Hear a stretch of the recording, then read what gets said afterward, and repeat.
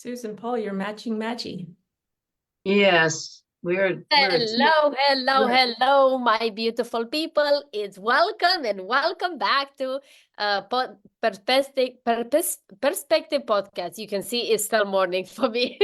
I'm struggling to wake up. Okay.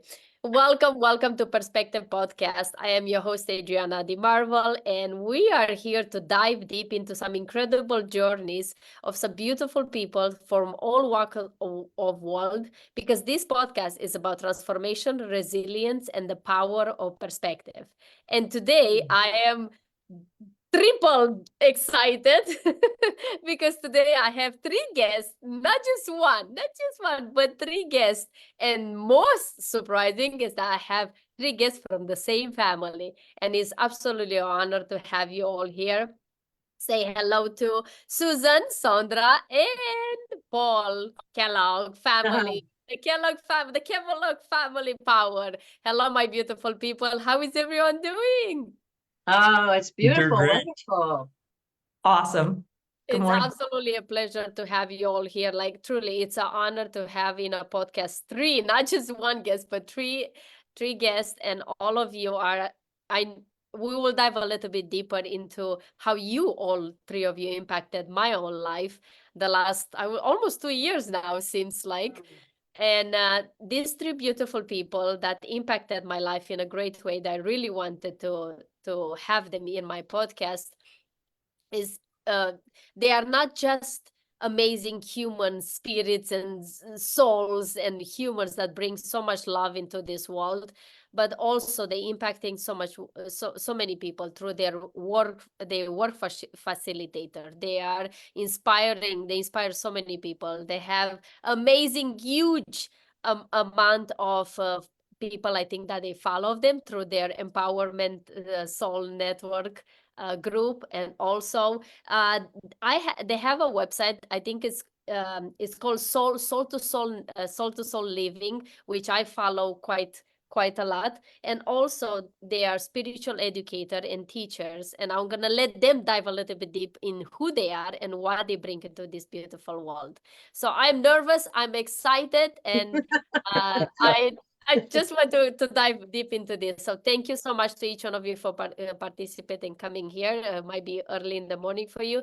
Thank you for listening, and welcome to my beautiful friends and soul sisters and brothers here to me. Welcome, Paul. Welcome, Sondra. Welcome, Susan. Thank you very much. What a beautiful welcome. Yeah, it's a pleasure to be here. I've always told people that if you get involved with Adriana, you better prepare to take a long drink of enthusiasm, because it is going to be exciting to talk to her no matter what you're talking about. It could be walking in the woods in northern Alberta. It could be, doing a show like this, whatever it is. So, and that, of course, floats our boat. That the energy of enthusiasm is what has always been an aspiration to me in my work, and I know that it's guided Susan and I and our family. When there's an old saying, when you light yourself with enthusiasm, people come from miles around to watch you burn. So here we go. That is, cheers for that. And as we start this beautiful podcast, I would like to dive a deeper into how Kellogg family was formed, and what is that, like, that secret sauce that keep you so strongly together for so many years, and also that you come together, because most of in general families, the one thing that they don't do together is business. We love each other, but never do a business together. But you guys seems to be, beating the odds of creating this, I call it the empire of inspiration, education, and motivation to people. And what is that secret sauce?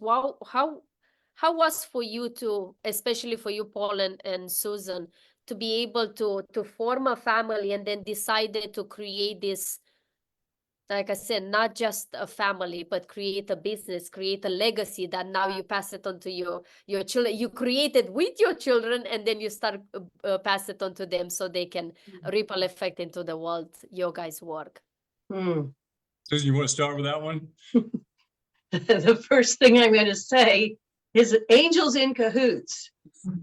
I don't know if people relate to that, but if you talk about that higher inspiration, and we've talked about this, I know in the past, Adriana, you know, when you get chills, that chills is just an awareness of that higher inspiration that we're always connected to, especially when we're relaxed and we have something positive and uplifting that we are seeking in ourselves and in our ability to share with others. You know, it's like plugging in the light instead of walking around in the dark. And I know that Paul and I had some unique experiences before we even met that said, there's something happening on a bigger picture here. I had dreams of this guy, tall, skinny guy with a red mustache for years. Now he has a silver mustache. But when I met him, that was who it was. And it was just a friendship. There was a deep friendship and respect that I remember, and enthusiasm, lots of enthusiasm. I think the first time we really met and had any time was just talking over a cup of tea or something out in the middle of Iowa, and just talking about all the things that had happened to us and what we were, you know, dreaming about and that kind of thing. So the dreams that a person has really is a guide, that inner passion of what I came here to do and what I came here to learn and grow. And who do I need to connect to? Who are the people in this beautiful, big, huge planet, you know, that I came to connect to? So that was one thing. I was always aware of it. I wasn't sure if it was possible, but I had this desire to see what could happen with my life. And I really did a lot of recreating in this lifetime to find that family of choice. I love my birth family, but there were some challenges. But the family of choice turned into, because of our mutual background and desire to work with that spiritual uplifting energy in a way that was of service to people. That's how Paul and I met. So we were already in business in ourselves, but we just joined forces. That's a very short aspect of it. And then the rest just happened. We have a very large family of all very unique, beautiful souls. And the fact that we could relate soul to soul from the get-go as partners, as parents, I think made a big, huge difference. We'll let Sondra share more about that. I want to pop in there because the thing that was kind of the guiding force that led us to meet was the search and the continued awareness and understanding of this intuitive side of life, the psychic side or spiritual side, however you want to say that. And, you know, both Susan and I had that experience of being attracted to an organization called the Inner Peace Movement back in the late 60s and early 70s. And it was because my father passed on, and both my mother, I was 16 years old, my mother and I were both having intuitive experiences with that. She was having dreams that he was leaving the family, and I was having these premonitions of something was changing and he was disappearing, and it was kind of almost a melancholy kind of quiet feeling that something was going on. So we wanted to understand that more. And heard a lecture, and then got involved in the classes and especially the practical intuition techniques that helped us to not only understand it, but begin to use these tools to help us feel like we're more in the right place at the right time. And Susan was in New York doing graduate studies. And she was trying to stay awake late at night, and she was flipping the radio, and all of a sudden she flipped it, and out of the radio came, "Everyone is psychic." And of course she had interest in that. She went to the same exact lecture, different time, but it was the same format of this presentation that I did. And that's how we connected. We went to a retreat in Iowa, and it was because of our our spirituality. It was because there was a common denominator there of kind of laws of attraction happening there. And like you said, it wasn't fireworks right off the bat. It wasn't love at first sight. We just were friends and didn't see each other for a couple of years. And then a couple of years later we did, and ended up back in Iowa together. And one thing led to another, and a family was begun. But it all started because of this inner soul desire to want to find purpose and to want to find understanding and to want to connect in the place and time that I feel guided to do that. And that's what started it all out. And after 2 or 3 years of that, then Sondra came along, and then of course life changed again. Sandra is like, oh, everything that happened is because of you afterwards. Oh, amazing. It's, you know what, I am one of the many things I admire about all of you guys is that doing a business together as a family and growing as Sondra, and I want to talk with you about this. When you grow up in a certain big way, we know very well that environment is what shapes us as children, then it shapes our identity as adults.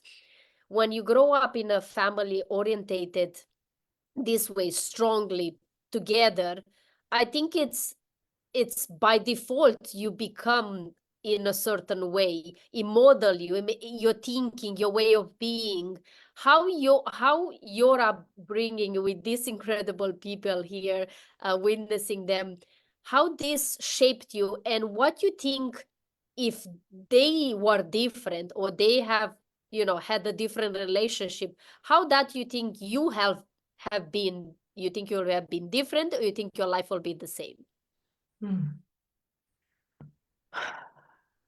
So one of the things, back to your first question, when you asked what's the secret sauce, I think that kind of speaks to what you're talking about here too, because Susan talked about how we related to each other as souls, right? Soul to soul. To me, that energy was like a mutual respect.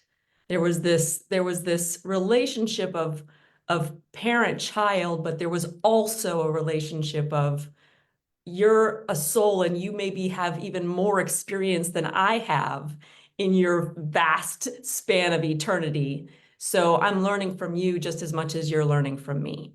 And then the other aspect of what are we building together in a relationship, that to me is so foundational. So having that as our foundation, 100% I would be different than I'd still be the same person. I feel like I would still find what I need, but there is no coincidence to why I was drawn and attracted to be in this family.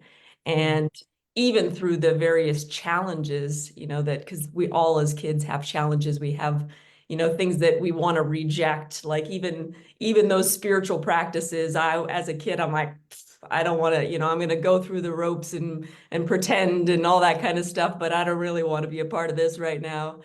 But at the same time, it was penetrating my feelings. So even my intellect might have been rebelling, but it's kind of like when you go to another country and I went to another country, to Spain, and I'm, practicing what I've been taught, the Spanish, but now I'm in it.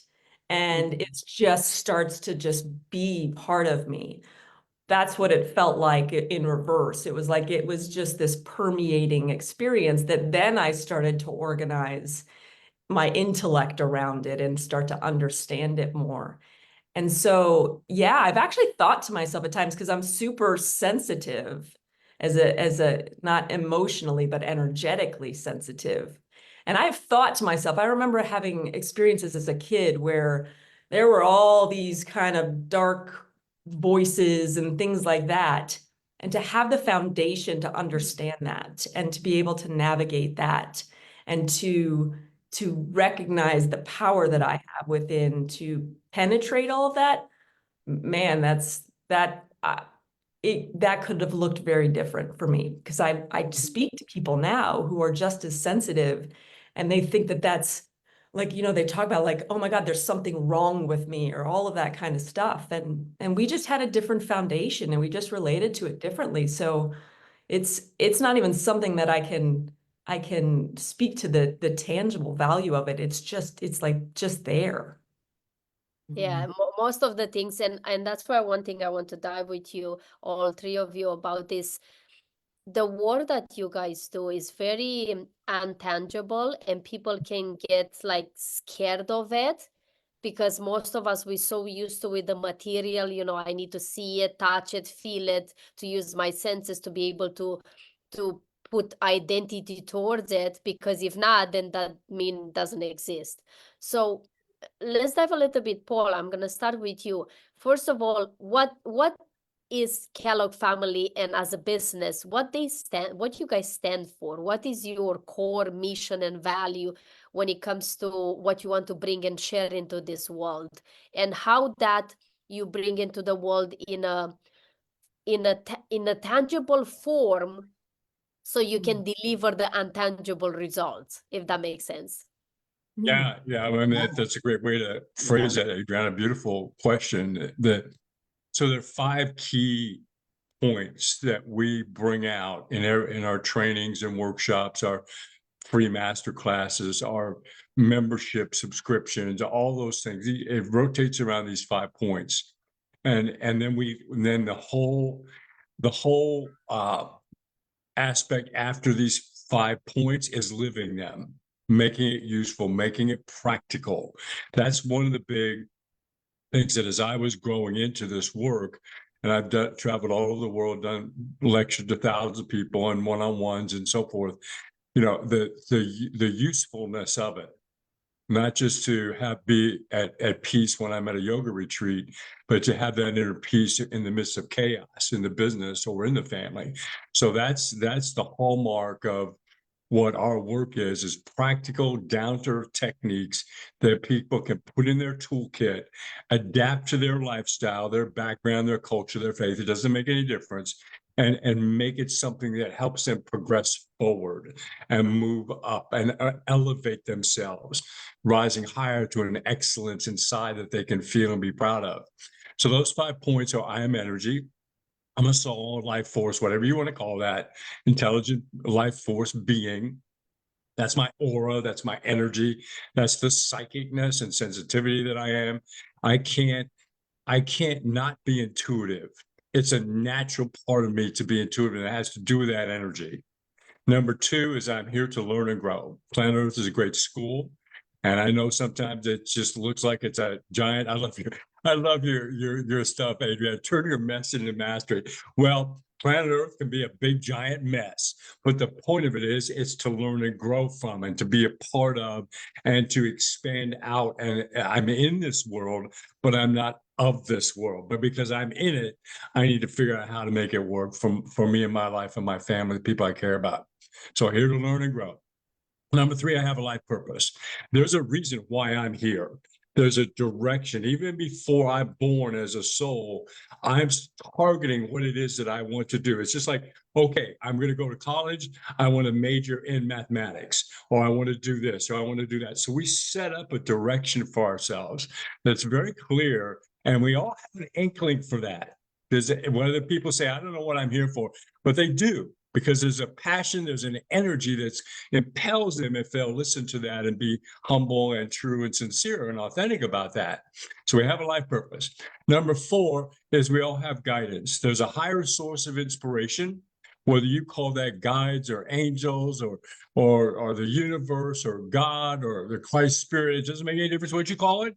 We all have it. It's a part of us all the time, and we can tap that. Now, the 3 of us relate very much to spirit guides, or some people call those angels, but they're master souls. The Eastern religions talk about avatars or ascended masters. So there's an energy there that we can tap into that's there to back us, to help us, not do it for us, but to be like those consultants or advisors sitting at the round table, you know, where we can bounce back and forth and get new ideas, new inspirations. We're all angels to each other.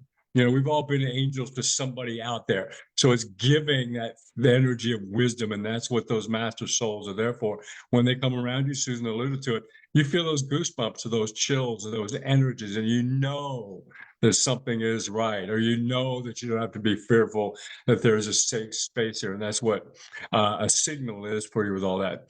And the last point is that I am free. As a soul, I am free. I need to abide by the guidelines of the society that I live in. You know, I'll pay the consequences if I break one of those rules, but I can do that. I'm free to move forward. So I'm free to change. I'm free to move. I'm free to get a divorce. I'm free to change this relationship. I have the freedom inside to chart my course. And that's the piece. That's probably the biggest thing that people find in our work, in our workshops, in our private sessions, is beginning to acknowledge and express that freedom that I can be myself no matter what. I can rise up no matter what. I have a voice no matter what. There's only one of me in the universe, and I need to stand up tall to that. So all the techniques that we do are there to augment and foster that and build that. And that's what Susan and I did our best to help Sondra and her sisters and brother to engage in their life. And they all are doing that in their own unique ways out there, living a successful life that they are. So that's kind of the long version of the secret sauce, Adriana, is let's dive into that and make it a lifestyle, not just a way of worship, not just a way of thinking about it, but a way of living. That's beautiful. I hope people take notes, because I'm definitely taking notes, and I will go back and take notes of that. That was a masterclass itself.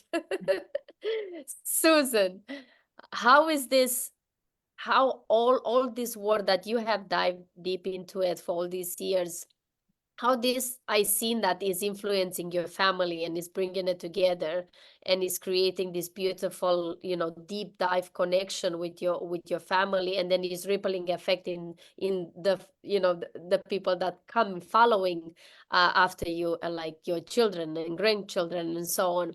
But how it impacted you in a more personal level, like you, Susan the soul? Muted, Susan, you're muted. Muted. There we go. Okay. Well, the long shot of it was that I came with an awareness that I had a deep desire. I love that word deep. And you said deep dive. I'm a deep dive kind of person.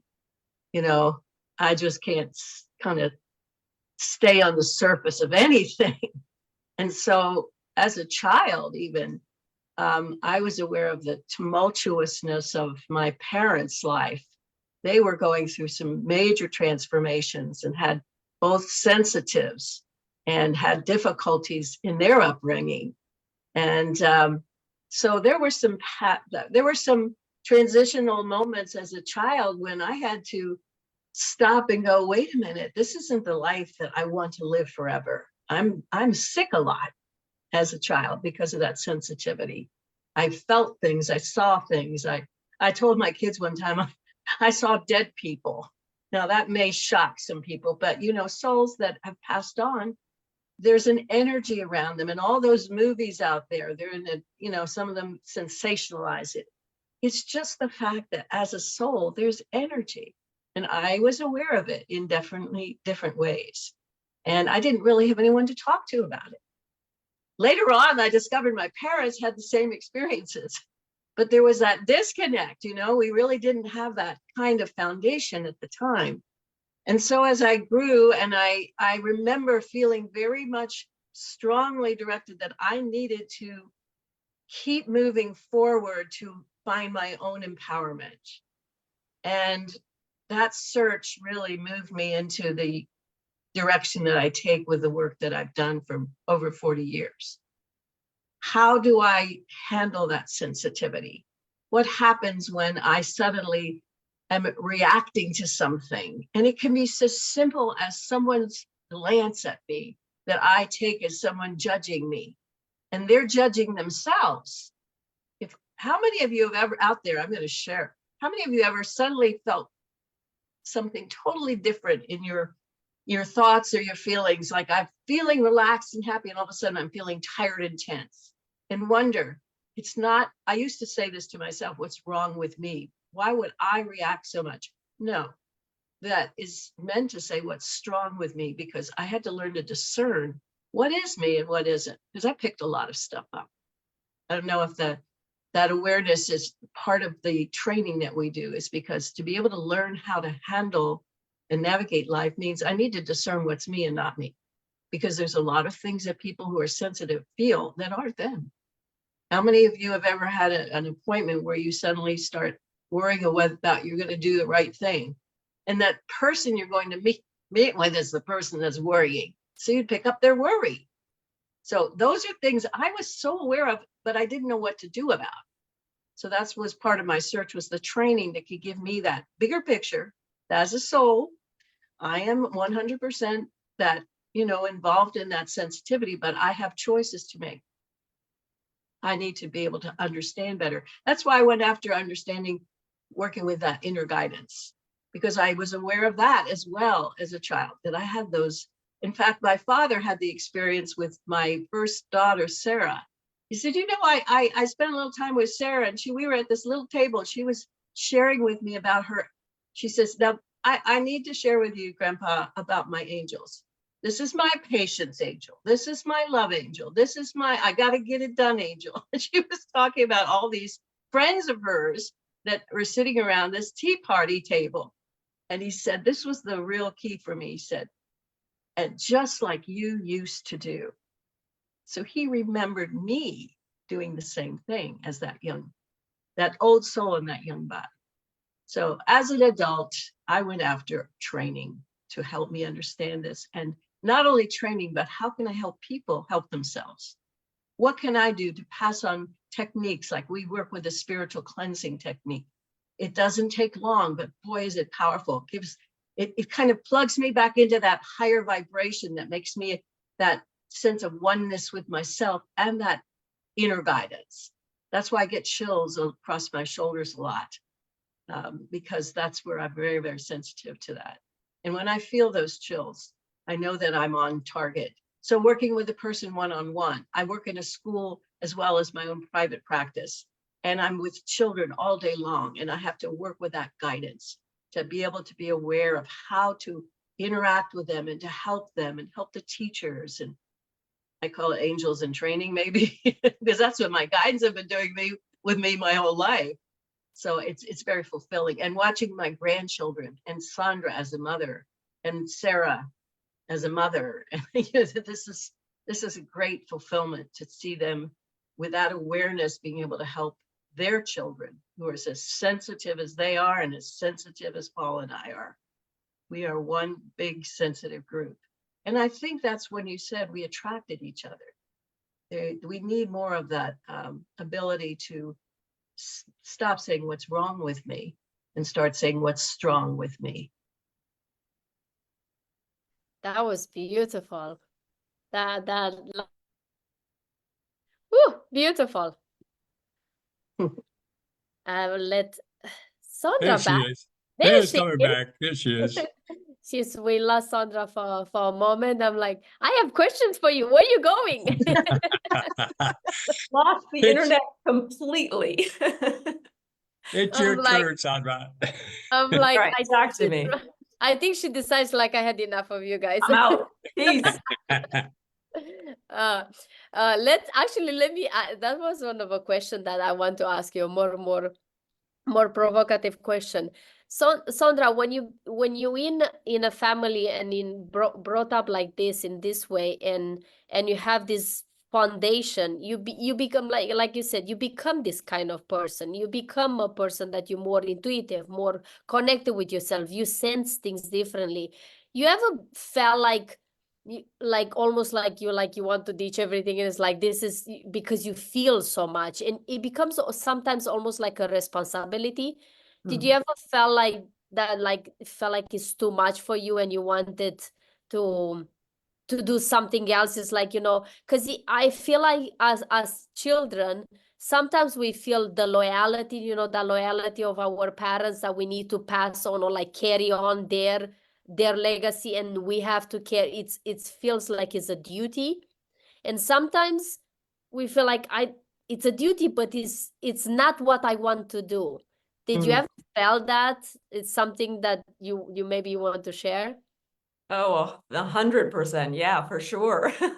I all throughout my 20s, I went in different directions for sure. I got involved in military training companies, affordable housing development companies. I was very aware of, I never had this question of what I believed or what I was, the way I was raised, but I was very much, I had a fixed picture with, this is the way you have to do that. And, you know, I didn't want to do it that way. I didn't want to go and do what my parents had done and what, you know, what witnessed what they did. It, to me, as I started to reconcile with that, that was really the crux of it. It was really about me bringing out me in all of this. And so what I found myself doing is I got a lot of value in all of the experiences I had going the other direction.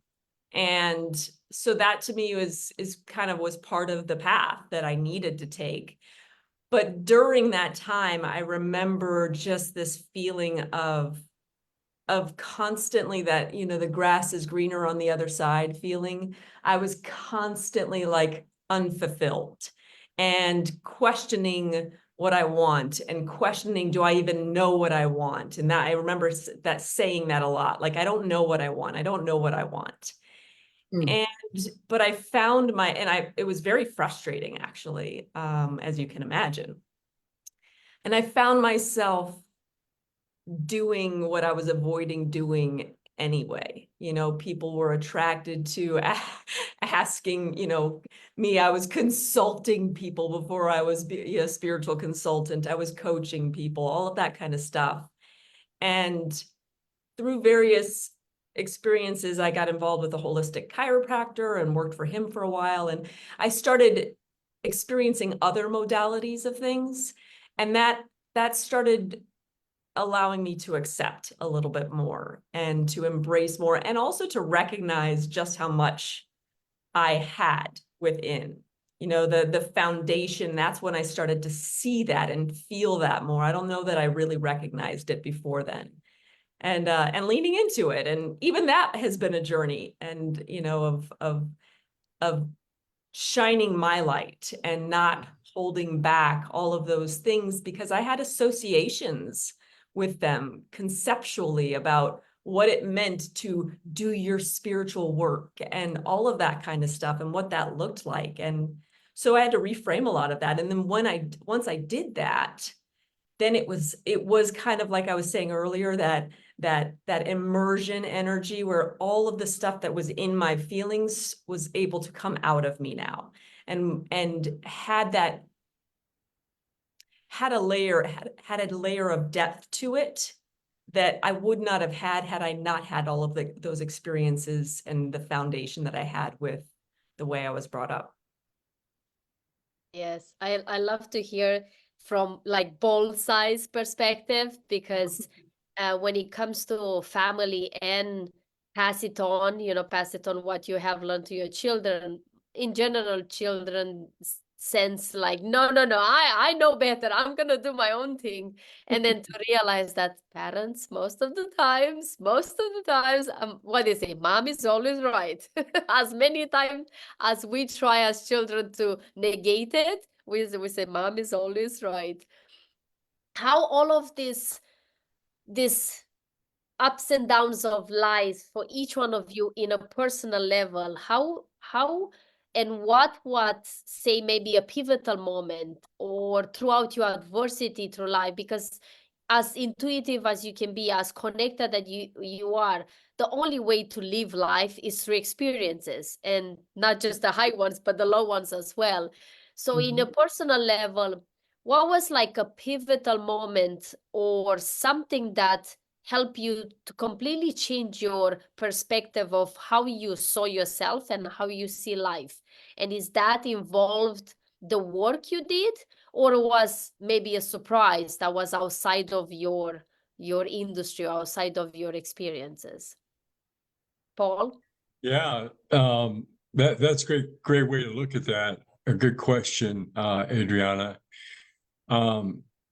One of the things that I continue to grow in is this supreme confidence in my direction, where I'm going, what I'm doing, and to see all the experiences that I've had. We actually do a private session with this where you're able to look at your experiences and find the value in those experiences, no matter what they are.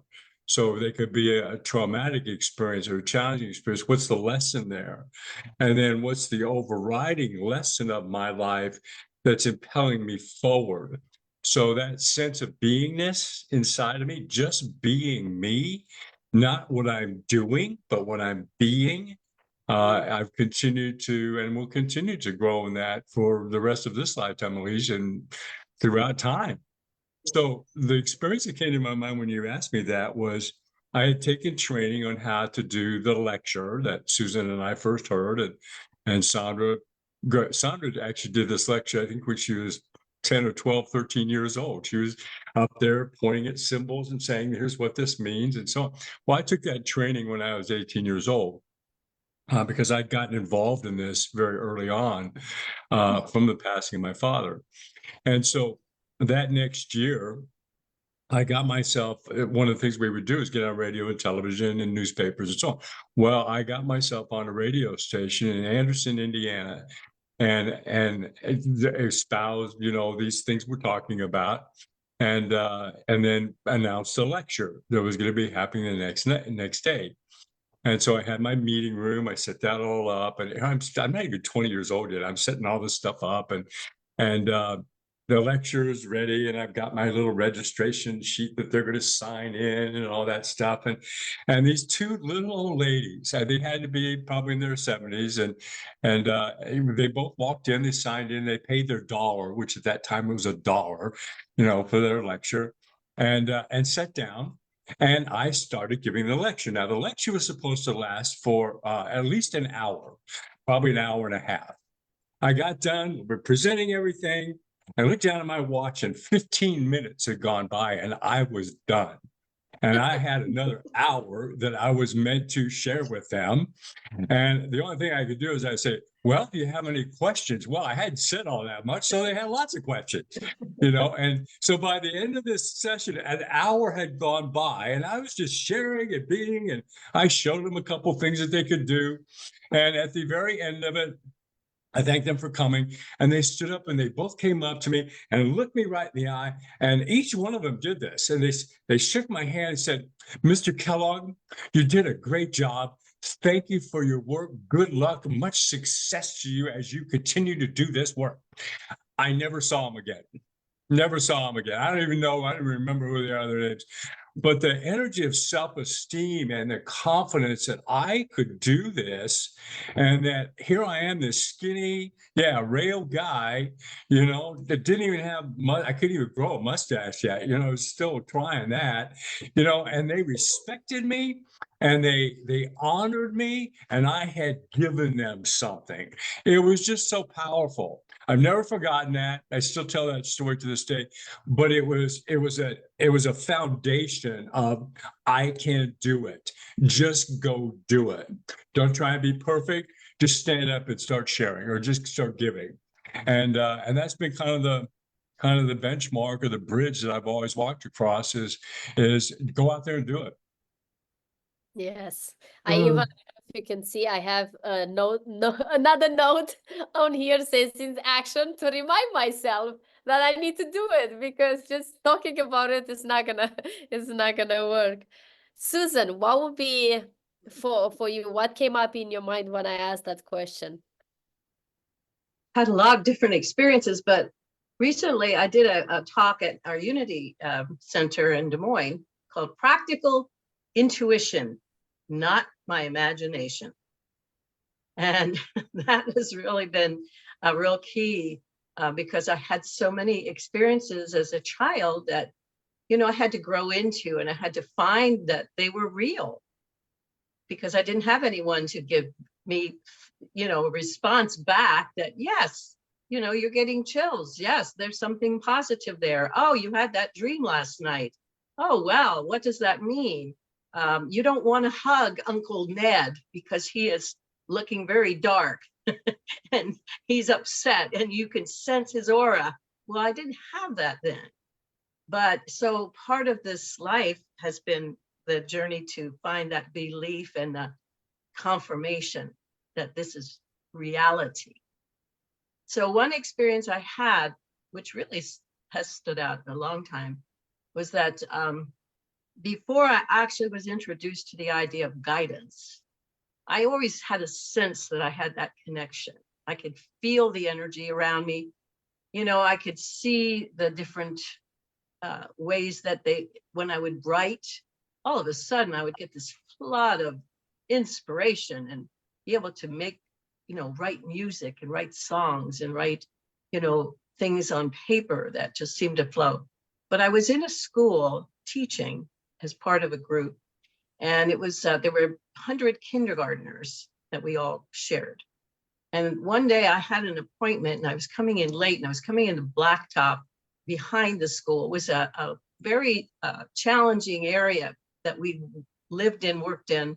And there was this small group of kids. I thought, oh, they haven't gone into yet. And I was walking toward them, and there was a group of middle school children that are very, very, very strong and very, you know, they were holding one of my kindergartners up and shaking him for change.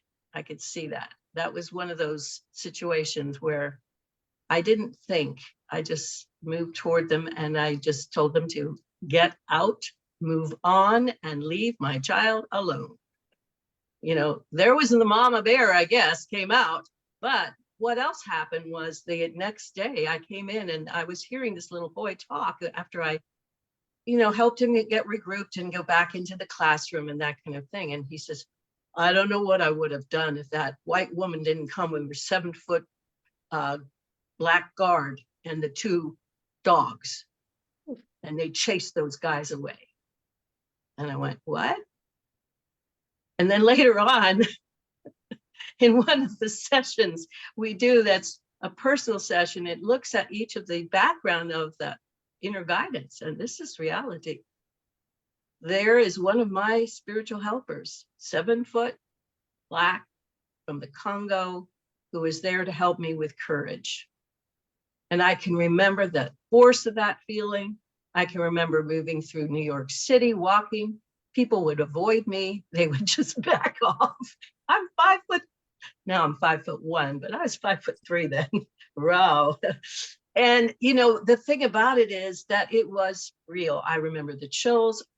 I've been taught how to cut through self-doubt and get to facts and clarify facts and be honoring and in charge of my facts. I don't expect anything from any outside force. My guidance is there to give me inspiration and support, but I never felt alone the way I had earlier. I felt so much connected.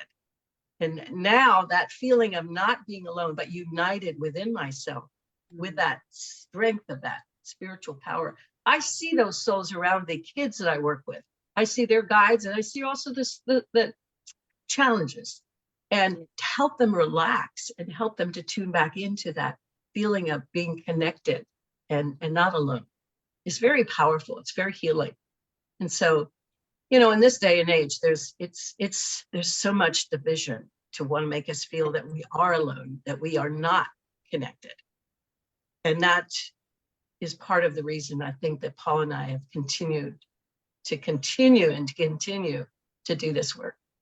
Yes, and your guys' work is so necessary, like you said, Susan, on this world and in these times. We have all the tools to be so connected, but we are exactly opposite. We are so apart, and people, like you said, most of the people, they feel so alone.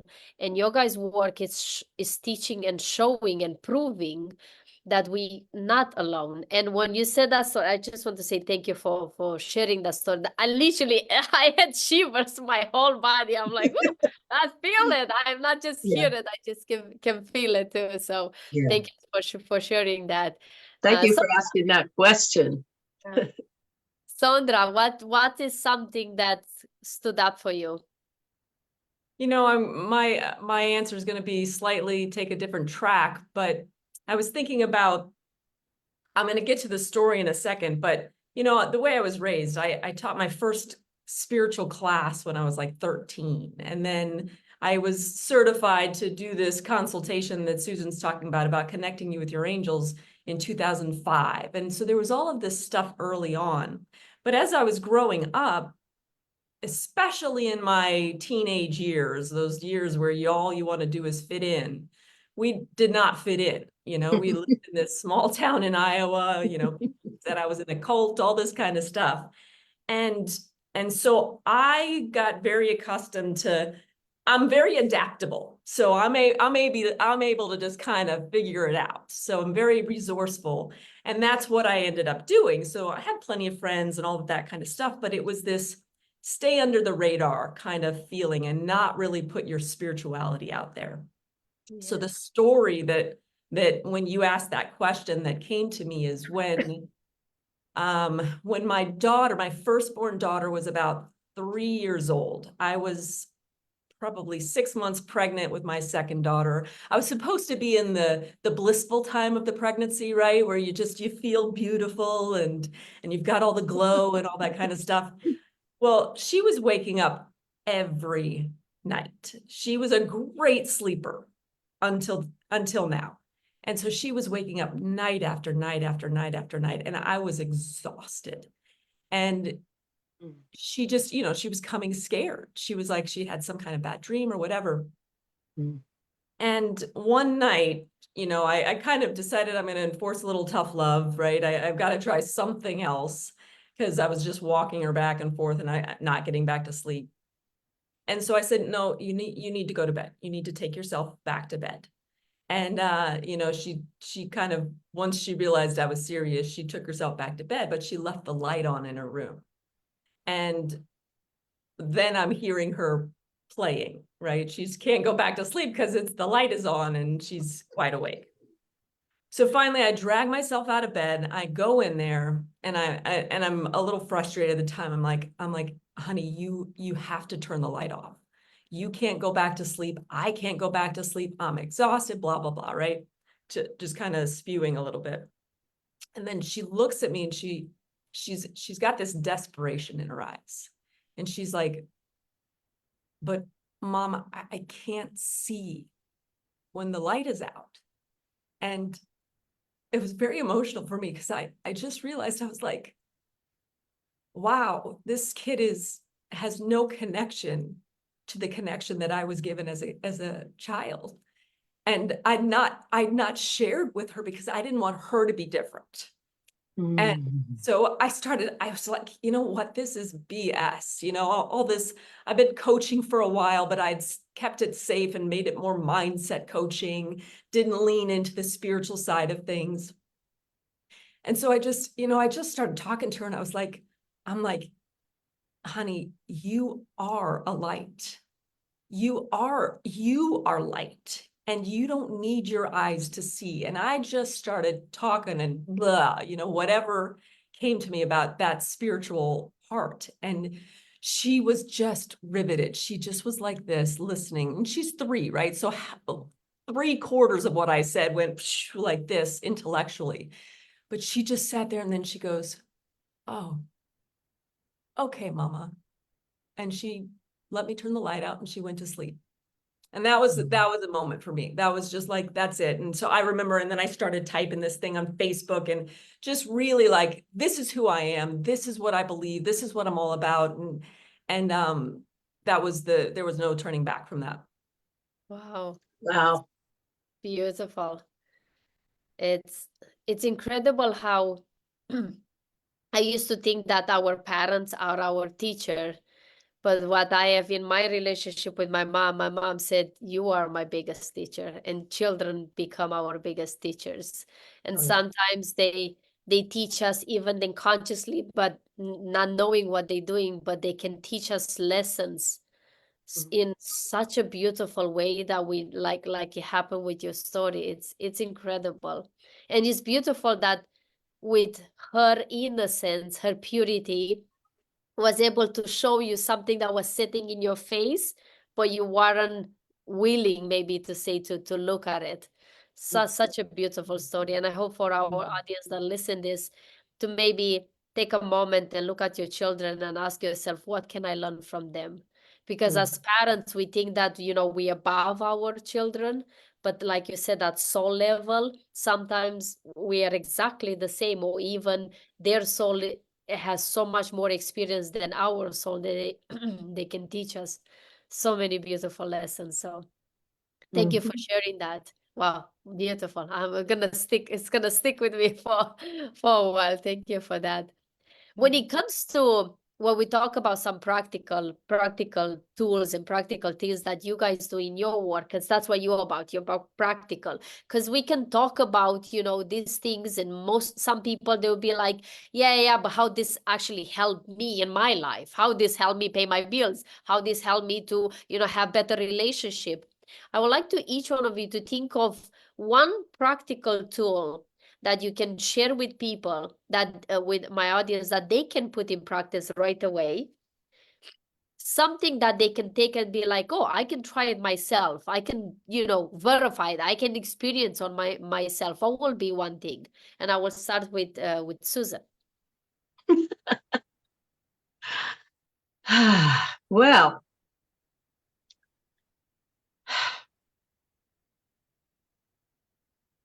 and just which one? The first one that I actually experienced was being aware that I was more than my intellect. And so in our programs, we introduce hands-on ability to work with that healing energy that naturally flows through us all the time. So one thing you can try with your own experiences at home is just rubbing those hands together, and then just allow them to go apart a little bit, a few inches, and then just experience again. Take a deep breath in through your nose and out through your mouth.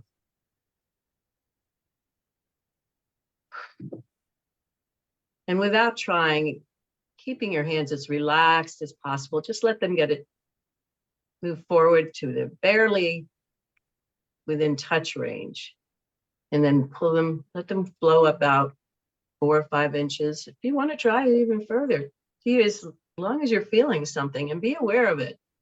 It's not what you're thinking about, it's what am I sensing or feeling in between my hands. Everybody has a different experience with this, but right now when I do this, I can feel this magnetic pull. How about you, Adriana? What do you experience when you do? Yes, when I feel like closeness, I feel like almost like electricity or tingles between my fingers and my palms.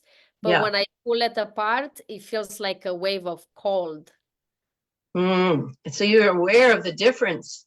And that is we're all innately, energy and sensitivity flows through that hands. That's why what happens when I hurt myself, what's the first thing I'm doing? I'm going to put my hand on me.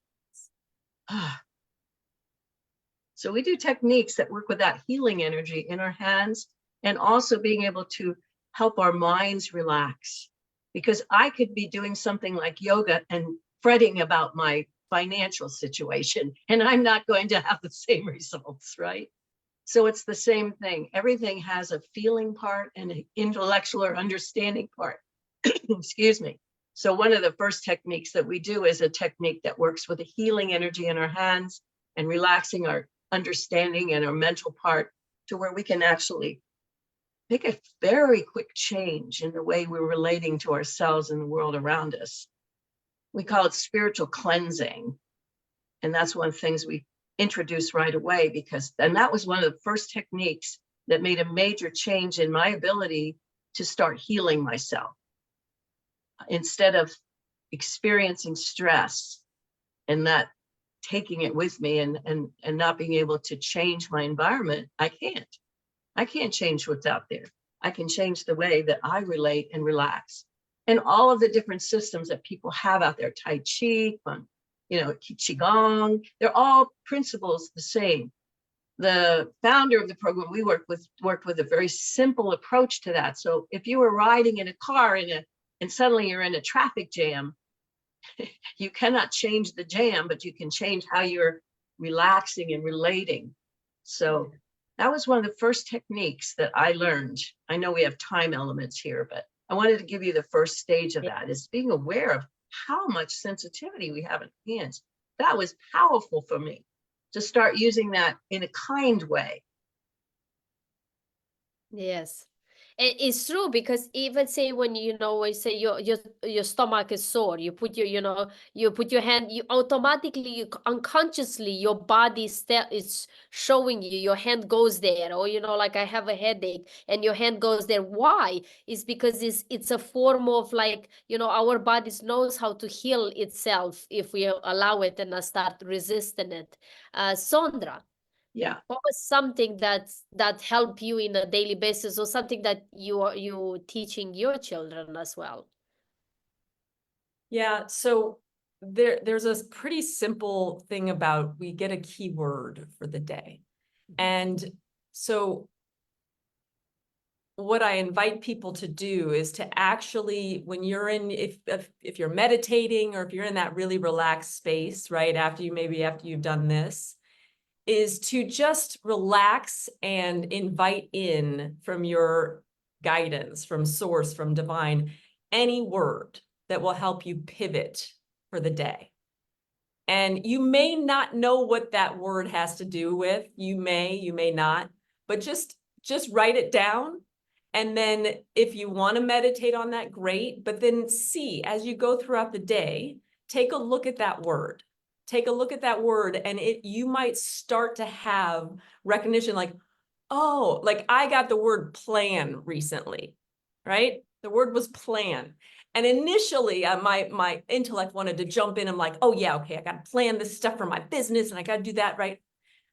We had a hurricane coming, and I didn't even know we had the hurricane coming at the time, right? So then here I am halfway through the day, and I hear that the hurricane, right? And I was like, plan. I was like, oh, right. Okay, so let me get a little bit focused on making sure that I'm prepared for this. So that's just a very simple example, but super, super practical, because it can help you not only physically and materially pivot, but energetically pivot, and know what it is that's happening for you throughout the day and what you need to put energy into. I love that, and I think you can create it as a game with your children. For the audience that have children, they can do this as a game, and I think it's a big lesson behind that, because you can teach your children what grounding means, to ground yourself, to connect, to become more aware of yourself, because to be more conscious of yourself. And that just simple technique of remind yourself of that word, or come back to that word, see how you feel about it, focusing on it. It's always come back to the present moment, always come back to the present moment. Something that is, even at adults, our minds are, I think children are more present than we are as adults. We either live in the past or we either live in the future, but children, they can teach us the present moment as well.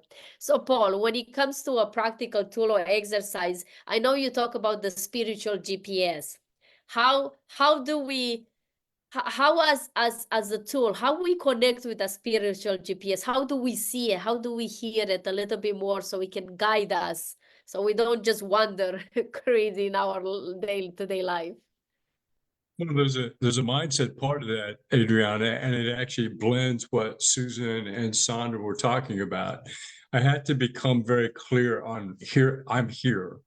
So in my car GPS, they know, the GPS system knows that I'm in the car, and the car is in this particular space on the highway, right?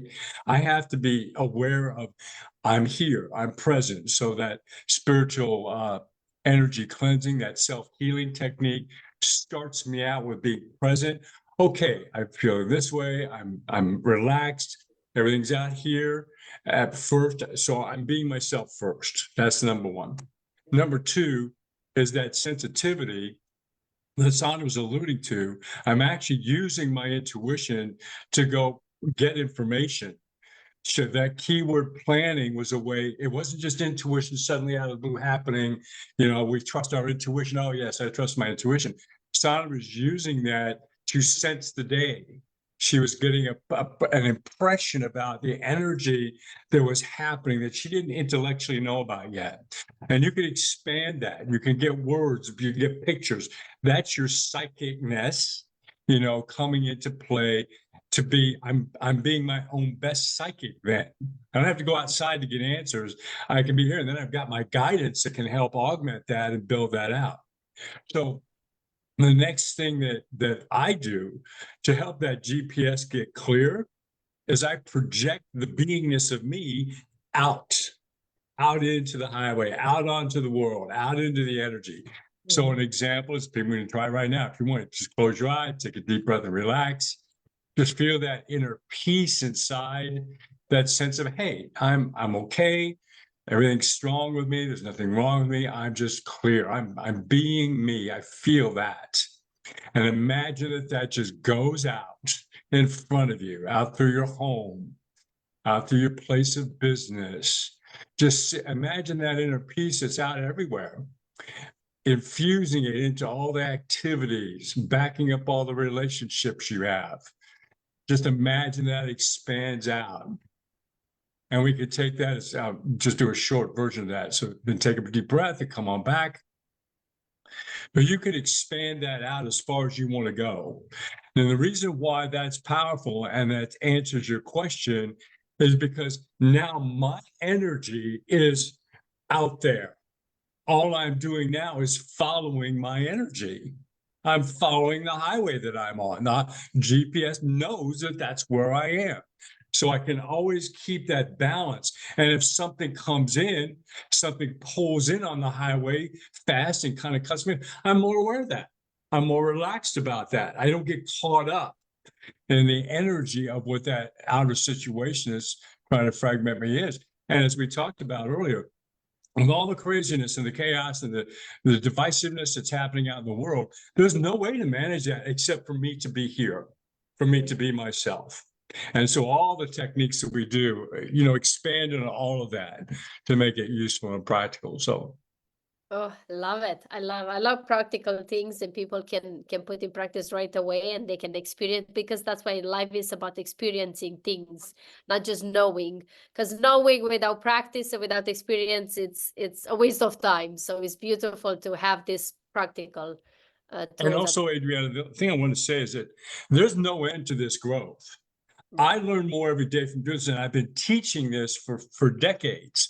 So there's no end to it. So wherever anybody is, whether they're newer in this search or whether they're very seasoned, they have their own practices that they share with other people, taking care of ourselves and our own well-being is paramount. That's the most important thing, because if I don't do that, I'm starting to give 90% in my service. I'm starting to give it 80% in my service. So that's what we work with, is helping those leaders of leaders to become more masterful and again rise to that feeling of I'm at my excellent self. Beautiful. And as we talked about, yes, Susan. It just reminded me, Adriana, Paul reminded me too, is that as the children were growing up, we would get together and in a circle and we would do these techniques. And that was one way that we had of helping them get a foundation. For instance, if they were arguing, time to get together, let's change our energy, you know, and they would grumble about it. But the minute we did something that felt good, the problem was gone. It was like there was a polarity switch between what was not so good and something that felt better. We would actually send that positive energy out into our environment, into our neighborhood. We had some difficulty with some of the properties that were very on the verge of not being really clear and attracting that clear energy. And we have children, we didn't want that. We didn't want to feel that children weren't safe. So we would just put that positive energy out. Our whole environment physically changed within a year. Properties that were not so well kept were bought and changed, and just the whole environment changed and uplifted. I'm not saying that because we were doing that was the only reason, but it definitely, we were in charge of manifesting what we wanted by taking action. And those are practical techniques that you can share with anyone at any age. Yes, and this is even in a family sense is beautiful, because when you sit in a circle or one-on-one, face-to-face, it's you most of the people, when they argue, they don't even look at each other. But when you come in face-to-face, you bringing that bond, that connection between people. And then it's impossible to fight with someone when you sit heart to heart, center to center, knees to knees and eyes to eyes. It breaks all those low vibration energies. It just comes back to what we're here for and why we're here together. So I love that practical to use it with anybody, even I think even in a group setting, like a work, not just with your family. I think that will help too. So Oh, absolutely. yeah. So Yeah. how people let us know how people can work with you, how they can find you if they're interested to be part of something, to witness and experience on themselves, to be like, okay, I understand this, but until I don't experience myself, I you know how it is. I need to feel it to believe it. How people can connect with you, and how they can then experience this. Sondra, go ahead. Sure. So as you alluded to earlier in the podcast, we started a Facebook group called Empowered Soul Network. And that is something that has been very inspiring for us to really connect with individuals that are like-minded. We have, as we've expanded and as we're sharing more and more of what we do in that, we have started a subscription called the Soul Powered Success. And the subscription there includes a couple of classes a month with 3 of us, includes a whole bunch of stuff of connecting in deeper with Empowered Soul Network. So that is something that we invite people to come. They can take a look at the page. They can contact us, ask us more information. We also have a master class coming up, right, Paul? I think we should maybe you tell more details about that, because I don't remember the date of that. But that's a free master class that people can join in and actually have experiences with us first, feel what it is that we're talking about, and then and go from there. So that's something that Yeah. I think we're doing next week. Is that right? And think I witnessed, I've been part of some master classes with you guys, and I witnessed it, I experienced it, and it helped me tremendously, because like I said, they give you guys give not just like the theory behind it for food for the brain to understand it, but also you give the practical, and we do actually the practical stuff in the session with people, so the experience itself too, not just. So Paul, let us know a little bit more about that. For that, yeah, I think what we'll do is I'm pretty sure that I don't have my notes in front of me. It's the 24th. The 24th of October in the evening. But Adriana, why don't we just give that information to you? Yes. Can Yeah, put we in the can comments. put it on the show notes. Put it in the comments and let people know. We'd love to have people for that. It's good. It's a good taste of what we do, and we can also put the membership subscription in the comments and things as well, so people can just. And then any of us, we can be reached through our Facebook. Just direct message us, and we'd be happy to connect, answer any of the questions, and do what we can to be of service to you. Yes. This has been great, Adriana. Thank you so much for having us on. This is just fantastic. What a great way to start the day. Just for the purpose of it being on the video as well, it's masterclass.empoweredsoulnetwork.com, but we will put the links in as well. Yes. Really We'll, being here. we'll put all the links in the show notes for everybody to connect with you. And for those that are watching this as well, please comment below. Let us know your opinion. Say hello to everybody. But also, as I do every single podcast, at the end, I have 3 fire questions. So I have 3 people. Each one of you is going to answer a question. We'll see how I feel this. I'm going to start actually one with Sondra. What is one thing that you do every day that brings you joy? Move. Move. I'm my body, whether it be with exercise, whether it be with walking, whether it be with dancing, whether it be with some yoga, that movement in my body is essential for me. Awesome. Beautiful. That's what I'm gonna do after this. Move. I always says like shake your sexy bum. You know, some people know that's my Some tagline. salsa music on. That's one of mine. I love salsa. Awesome. Question number 2. This is gonna be for Susan. If you could have dinner with anybody, dead or alive, who would that be and why? Wow. Could have dinner with anybody. Oh, goodness me.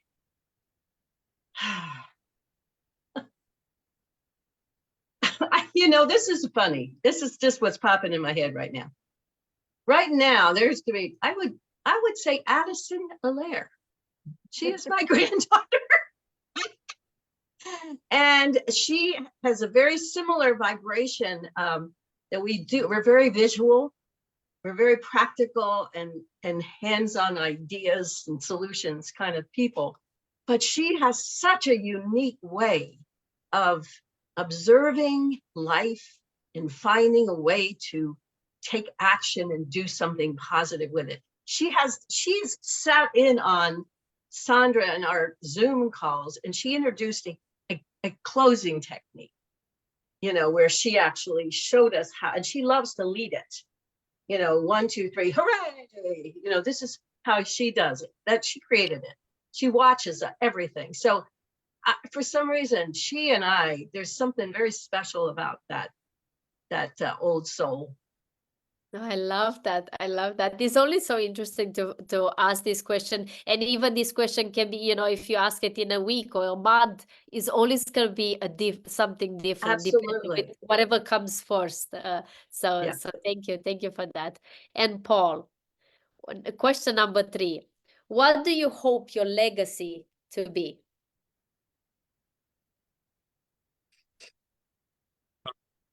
Would love my legacy to be that I have connected with people in 100 different countries and actually set foot on at least 20 of them. Mm. That's beautiful. Build the bridges. Yes. Is to connect with people all over the world and bring this beautiful, amazing, and I think so needed work in this world. So we can, because I truly believe that your guys' work, it's like you said, it's a paramount when it comes to connecting more deeply with us.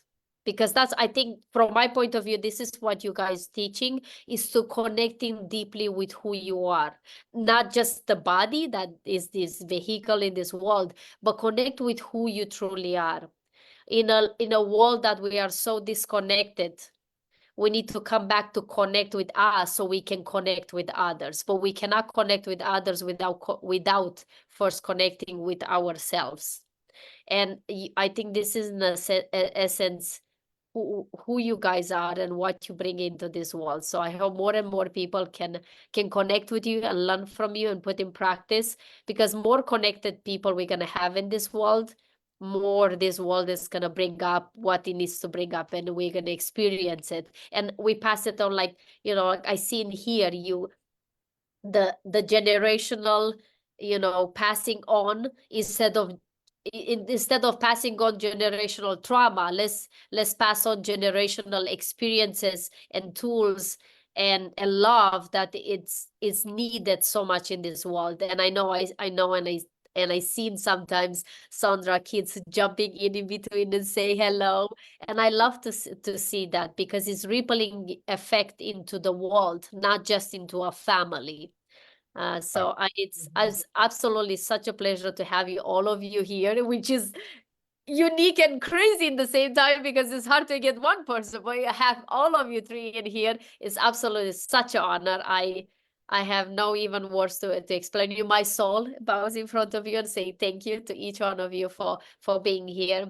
Thank you everyone for watching, for listening. And like I always said, Thank you for listening. If you enjoy this podcast, please give it a share, subscribe, and share it with your friends, because I'm sure there's other people who will love to hear this and they might need to hear this today. And remember, always everything in this life is just a perspective. So you can change it every single day. Thank you so much, everyone. We'll see Thank you. you. next time. Thank you, Thank you Adriana. so much, Adriana. Bye.